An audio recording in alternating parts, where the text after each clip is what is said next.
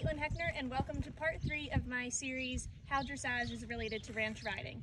In part 2, we talked about how I implement the dressage training pyramid to teach my horses to have body control. So in this part, we are going to talk about how we as riders need to use our bodies effectively at each level of the pyramid. So why is body control for the rider important? Being a soft, effective rider takes a lot of time and it takes a lot of practice, but ultimately it can make for a happier horse and a more willing horse, but also improve the connection you have with your horse. And good equitation doesn't just mean heels down and shoulders back. It's about weight distribution, your rhythm, and also having an understanding of your horse's biomechanics. All right, so the first part of the pyramid that we're going to talk about is the rhythm and relaxation. So the main question to this is, are you able to maintain a beat without music? Because that's essentially what you're doing when you're riding your horse. Maintaining the proper rhythm with your horse can keep them at a consistent speed and also change them through different speeds within a gait. So just by adjusting your seat and changing that rhythm, you can change the speed of your horse's gait. Breathing is also super important in this section because the way that you breathe is ultimately going to keep you relaxed. A lot of people breathe in their chest and not through their belly, which can make them actually more tense. And then when we get nervous, we tend to take more shallow chest breaths instead of taking long, deep breaths through our belly. And most of us know that when we get nervous, our horses get nervous. So being able to maintain your breathing can actually help keep your horse calm in situations where they might get a little bit anxious or uncomfortable. So exercises that can help you practice this is, there are actually apps that you can download that have a metronome. So you can play that in your headphones while you're riding around and see if your horse maintains that same beat. Or the other option, which I'll show you now, is to just count strides. So all you have to do, we're gonna go out and I'm just gonna ask her to pick up a jog. And I'm just gonna count the front feet. So 1, 2, 1, 2, 1, 2, 1, 2, 1, 2, 1, 2, 1, 2, 1, 2. And just maintaining that in your head can help you maintain your rhythm and keep your seat relaxed. Okay, the next part of the pyramid that we're going to talk about is connection. So connection is all about being able to work each of your aids individually. You know, our left hand might be cueing something and our left leg's doing something else. So being able to get your brain to do multiple things at one time is super important for that connection.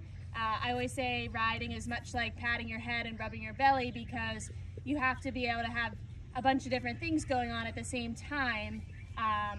So we also have to be mindful of if we're sitting balanced and our weight is distributed equally. So some exercises to help with your connection is being mindful of how you accomplish things throughout the day.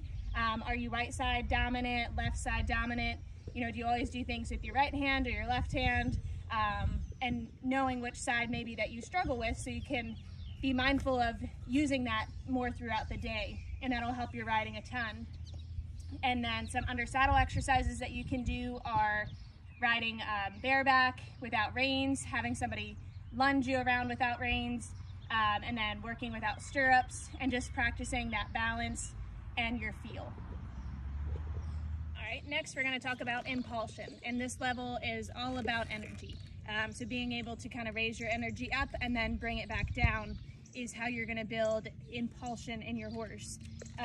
So being able to take your horse out and change it, change your horse's speed through different gaits. So again, I'm going to jog, and as you can see here, I'm sitting super deep in the saddle. She's kind of matching the energy that I'm giving her, and then as I come around, I'm going to change my energy up, and I might ask for a little bit more, so my body gets a little looser. I'm kind of giving her more energy, and she's moving a bit more forward. You see my legs are kind of moving on her. My arms are relaxed and loose. And then here I'm just going to sit, again, changing that energy down, and she rates right back to me. So an exercise you can do for your horses is the 5-5-5 exercise. So you're going to do 5 sitting strides, 5 posting, and 5 standing. So 1, 2, 3, 4, 5. 1, 2, 3, 4, 5.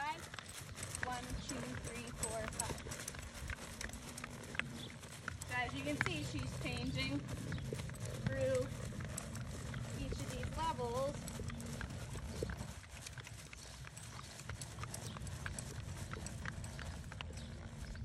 So that's a really good way to teach your horse to get some impulsion and, again, move off your seat and your aids. All right, next is straightness. So basically this comes down to if you're aligned with your horse and sitting balanced. So there is a saying that says a crooked rider can make a straight balanced horse crooked. A balanced rider that's sitting square can fix a crooked horse and make them straight, but a unbalanced crooked rider will never make a crooked horse straight. And that really, you know, you can see 2 different riders ride a horse and just see the difference in how that horse moves, mainly because each rider is going to sit a little bit differently. So being able to focus on where your seat bones are and know where your aids are can really help with your horse's balance and with your own balance. So some exercises for straightness and to help with rider position and balance is just raising one hand over your head, thumb facing backward, palm open, and you're going to stretch through your rib cage, and you can actually feel your seat bone on that side a little bit more. I do this as a warm-up exercise. It can help lengthen your rib cage, bring your shoulders up and back, and just fix your position overall. The other one is some posting exercises that we'll do at the trot. So one of them is just standing up in a stirrup. So you want, if I were to pull the horse out from underneath of you, you would be able to land just flat on the ground. Your legs are totally straight, your hips are up over, front of the saddle. That'll pretty well fix your leg position, help with your balance. The other one we do is sit 2, stand 1. So sit, sit, up, sit, sit, up.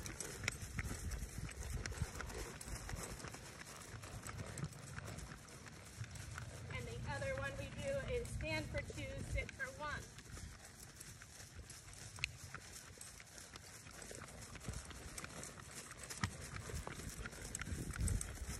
So all of those exercises will fix leg position, help with your balance, make sure you're sitting square, and overall help your horse with their straightness.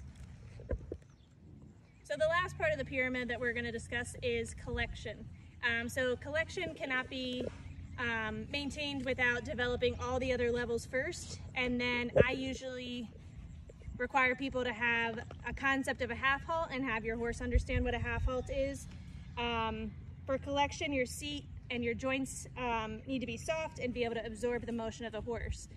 So exercises to help you achieve that would be maintaining your posture and teaching yourself to be able to absorb the motion of the horse and not work against it. We want to work on core strength and then joint mobility, which usually I recommend people to do exercises at home off the horse. We want to target hip flexors, so some exercises would be lunges, knee lifts, butterfly stretch, and squats. And then I usually recommend for all of my riders to practice yoga at home because it's great for core strength and balance and posture. So why is all of this important for ranch riding? Well, I think that the goal for any rider, not just people doing ranch riding, is to be able to ride without unintentionally putting pressure on your horse. So this pressure could be balancing on the reins and not using your own Core strength and balance, you're kind of balancing and hanging on your horse's face.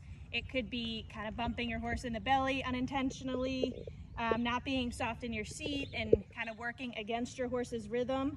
So when pressure is applied correctly, it is a more distinct cue, which means a sharper, more responsive horse. And in my opinion, I think a lot of the equitation is more lacking in the Western world. It's a little more prevalent in the Western pleasure horsemanship classes, but I think a lot of Western riders and the industry overall is lacking in what you might see in the dressage world, with more of the biomechanics and actually having the rider do some exercises to improve their riding, which in turn helps the horse. Overall, it's going to give you a look of a better connection, teamwork, and your horse is going to be a lot more willing and is going to make a better partner for you, which is all good characteristics of a good ranch horse. So ultimately, becoming an effective rider takes time both in the saddle and out of the saddle. Focusing on core strength, joint mobility, and balance are important for your under saddle work. And then also having a good coach around or a good friend that can help you become more aware of some bad habits that you may have. It's nice to have somebody on the ground. So thanks for watching, and we're bringing you part 4, which will be applying all of these pieces into some advanced ranch riding maneuvers. So stay tuned for that, and thanks for watching.